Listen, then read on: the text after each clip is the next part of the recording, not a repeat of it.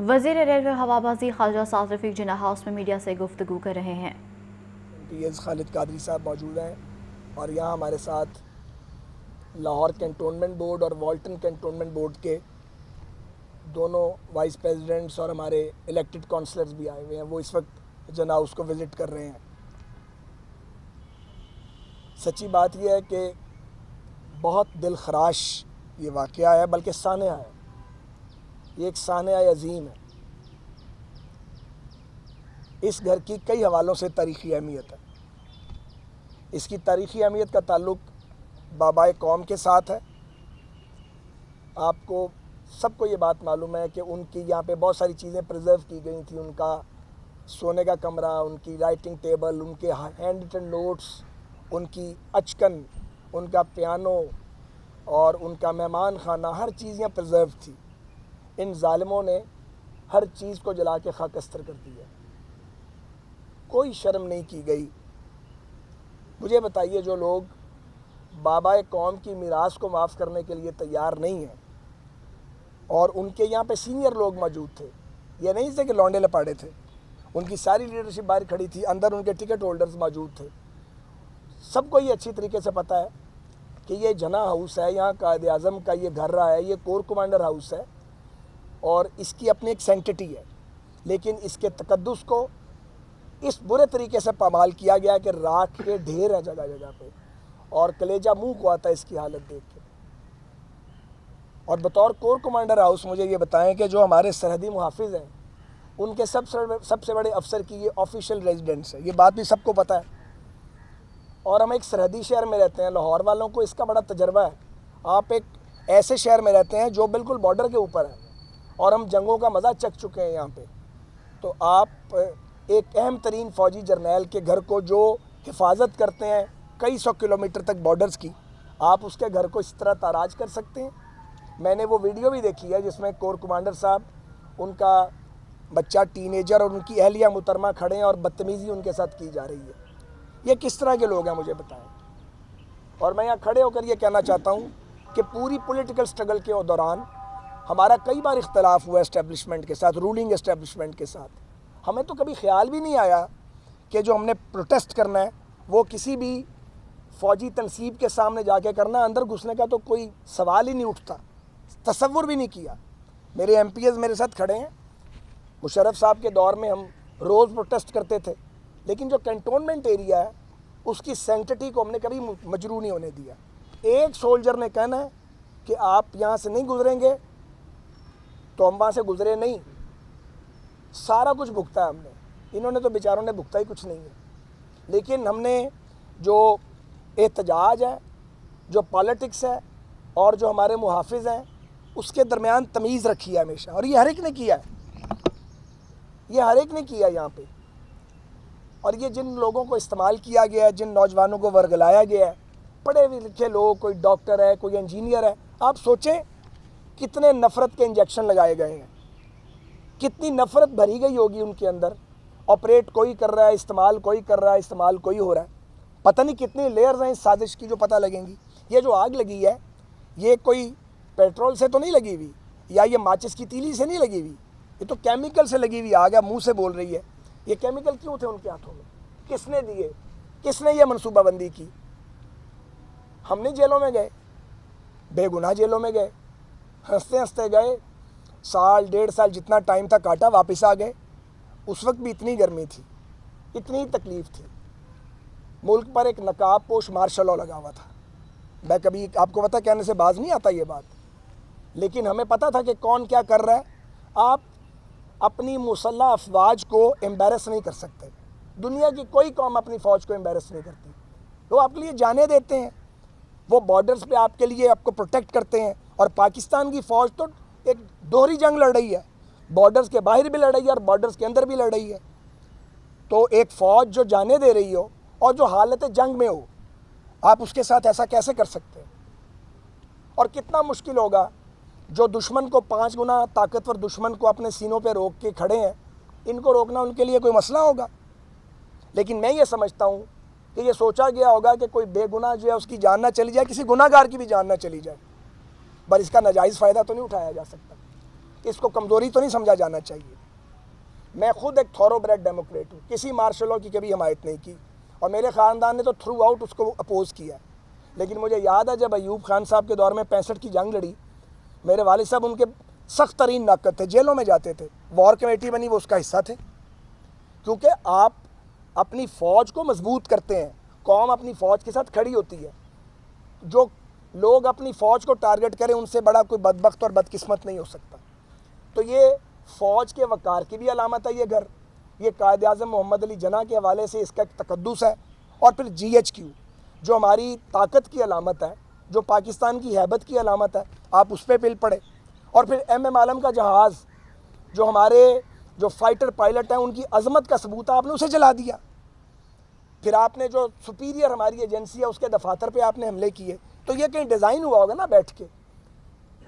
یار ساری زندگی ہم نے سیاسی احتجاج کیا, آپ میں سے بہت سارے ہمارے ساتھ گروہ کیے ہیں, آپ نے سالوں سے یہ دیکھا ہے. مجھے بتائیے یہ جگہ ہے احتجاج کرنے والی یا چیرنگ کراس ہے؟ یہاں کیوں آئے ہیں آپ؟ یہاں کون لے کے آئے آپ؟ 3 اطراف سے حملہ کیا گیا کور کمانڈر ہاؤس پہ. یہ 3 اطراف سے حملہ کرنے والے کون تھے؟ ان کا ڈیزائن کیا تھا؟ وہ کس کے لیے کام کر رہے تھے؟ جو آگ لگا رہے ہوں گے انہیں تو پتہ بھی نہیں ہوگا وہ کس کے لیے کام کر رہے ہیں, انہیں آپریٹ کون کر رہا تھا. یہ اتنا سادہ نہیں ہے, یہ مظلومیت کی کہانی نہیں ہے. تو اس لیے ہم سب اس کبھی ترین فعل کی جو پاکستان کی تاریخ میں کبھی نہیں ہوا, اس کی سخت ترین الفاظ میں مذمت کرتے ہیں. ہم سب افواج پاکستان کے ساتھ, شہداء کے وارثوں کے ساتھ, اپنے غازیوں کے ساتھ اپنی یکجہتی کا, سولیڈیرٹی کا پوری آواز کے ساتھ, جذبے کے ساتھ اظہار کرتے ہیں.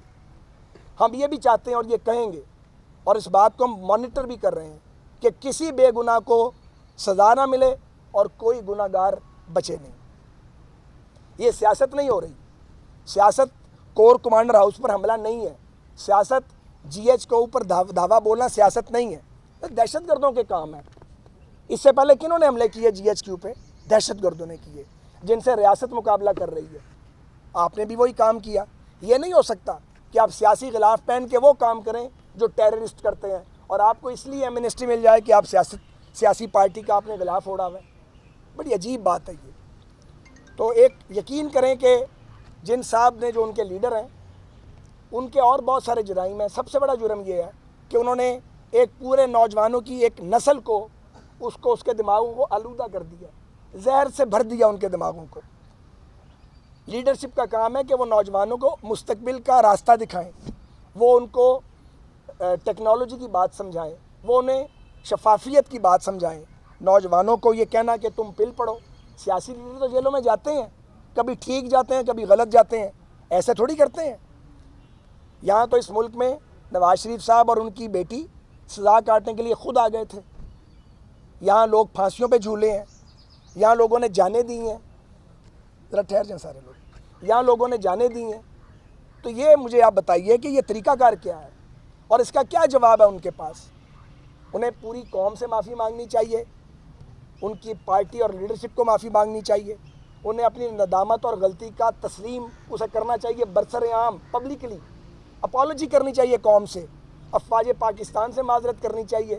کیونکہ یہ پالیٹکس نہیں ہے, یہ احتجاج نہیں ہے, یہ حملہ ہے, یہ دہشت گردی ہے, یہ تخریب کاری ہے, یہ شر پسندی ہے. سیاست کا یہ کوئی طریقہ نہیں ہے. پاکستان میں بہت سی پولیٹیکل پارٹیز ہیں جنہوں نے مختلف مشکل ادوار دیکھے ہیں, انہوں نے جد و جہد کی ہے, لوگ مارشل لاؤں کے خلاف لڑے ہیں. ایسا تو کبھی کسی نے سوچا بھی نہیں جو آپ نے کر دکھایا. جو کام انڈیا نہیں کر سکا, جو انڈینز کام نہیں کر سکے, وہ کام آپ نے کر دیا. جو TTP نہیں کر سکی کامیابی سے, وہ آپ نے کر دکھایا سیاست کی گارب میں, سیاست کی آڑ میں. تو اس کو قبول بھی نہیں کیا جا سکتا, اس کو تسلیم بھی نہیں کیا جا سکتا, اس کو صرف مسترد کیا جا سکتا ہے. اس سے اظہار برات کیا جا سکتا ہے, اس کی مذمت کی جا سکتی ہے. تو میں ایک بار پھر آپ سب اراکین پریس کا شکر گزار ہوں. اگر آپ کوئی بات کرنا چاہیں اس حوالے سے تو میں اس کے لیے حکومت کی جانب سے کہ تحریک انصاف پر پابندی لگائی جائے, تو اس کے حوالے سے کوئی بات ہوئی ہے کہ مستقبل قریب میں اس کے اوپر وفاقی حکومت کو ایسا فیصلہ سامنے آ سکتا ہے کہ اس پر پابندی لگائی جائے؟ پابندی والی بات میرے علم میں تو کوئی نہیں ہے. تو جو آپ نے مذاکرات کی بات کی ہے, یہ بڑا اہم سوال ہے. پوری قوم کو پتہ ہے کہ مذاکرات کے دور ہوئے، میں اس سارے عمل کا حصہ بھی تھا، اور مجھے یہ کہنے میں کوئی بات نہیں ہے کہ اپنے بہت سے دوستوں کے اختلاف کے باوجود انیشیٹ کرنے والوں بھی شامل تھا، انیشیٹ کیا جن لوگوں نے کہ بات کرنی چاہیے۔ بات کرنے کا کوئی ماحول ہوتا ہے، بات کرنے کا کوئی ایجنڈا ہوتا ہے۔ جب وقت تھا اور ہم نے بات کی تو ان کی ٹیم جو تھی وہ بھی ریزنیبل بات کر رہی تھی، بات تو طے ہو گئی تھی، بات کیا تھی؟ الیکشن کروانا ہے، پورے ملک میں ایک وقت میں کرانا ہے، وہ تو سب چاہتے ہیں الیکشن ہو، ایک وقت میں ہو، آئین کے مطابق ہو، ٹرانسپیرنٹ ہو، اس پہ تو کوئی اختلاف ہی نہیں ہے۔ ڈیٹ کا اختلاف تھا، وہ بھی ہم نے تقریباً طے کر لیا تھا۔ جب ان کی ٹیم واپس ان کے پاس گئی، انہوں نے کہا کہ نتھنگ ڈوئنگ، بند کر دو اپنا ان مذاکرات کو۔ اور اگر میں غلط کہہ رہا ہوں تو ان کی مذاکراتی ٹیم میں کچھ لوگ ابھی ان کے ساتھ ہیں، کچھ جو ہیں وہ گھر بیٹھ گئے ہیں، کچھ چھوڑ گئے ہیں، وہ سارے پبلک فگرز ہیں، ان سے پوچھیں، میرا نام لے کے پوچھیں آپ، میں ذمہ داری قبول کرتا ہوں۔ تو جب مذاکرات کا ماحول ہم نے پیدا کیا، گالیاں کھا کے بھی، وہ تو آپ نے ناکام بنا دیے۔ اب یہ نہیں ہو سکتا کہ آپ ملک کے وقار کے جو علامتیں ہیں ان پر حملہ کریں، آپ دفاعی تنصیبات کو ٹارگٹ کریں، آپ غنڈہ گردی کریں، اور آپ سمجھیں کہ آپ دبا لیں گے، اور جب ناکام ہو جائیں تو پھر کہیں مذاکرات کرتے ہیں۔ وہ ایک کمیٹی بھائی صاحب نے بنا دی ہے انہوں نے، وہ کس سے مذاکرات کرے گی؟ ان سے تو کوئی مذاکرات نہیں کر رہا۔ سیاسی جماعتوں کو تو وہ چور کہتے تھے، غدار بھی ہمیں کہتے تھے، حالانکہ یہ جو کام کیا گیا یہ غداروں والا کام ہے جو ہم نے کبھی سوچا بھی نہیں۔ اس لیے مذاکرات کا یہ ماحول نہیں ہے۔ اچھا قائد صاحب، آپ نے یہ اس وقت جو عمران خان صاحب کہہ رہے ہیں کہ اس کی جوڈیشل انکوائری کرائی جائے تاکہ پتہ چل سکے کون اصل ذمہ دار کون ہے، تو آپ اس طرف کیوں نہیں جاتے؟ انہیں بار بار یہ کوشش کر رہے ہیں، تو اس پر آپ جب راضی ہو جائیں کہ اس میں وقت کیا مذاکرہ کیا؟ میری ذاتی رائے یہ ہے، سرکار کی کیا رائے ہے مجھے اس وقت اس کا پتہ نہیں ہے۔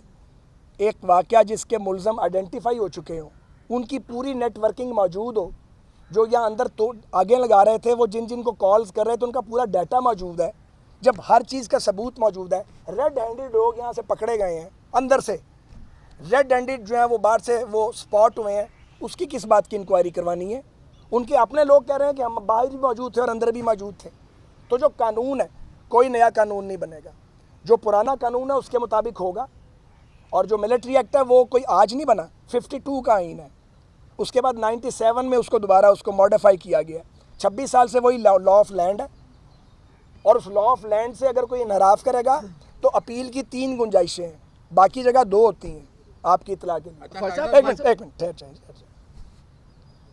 ملٹری کورٹ ایک جو بھی اناؤنسمنٹ کرے گی، آرمی چیف کے پاس بھی اتھارٹی ہے، اس کے بعد آپ کے پاس ہائی کورٹ ہے، اس کے بعد آپ کے پاس سپریم کورٹ ہے۔ کوئی نیا قانون تو نہیں بن رہا، کوئی نیا قانون نہیں بن رہا۔ اور جو لوگ براہ راست ملوث ہیں فوجی تنصیبات پہ حملے کے، آگے لگانے کے فوجی تنصیبات پہ، ان کو کیا کہا جائے؟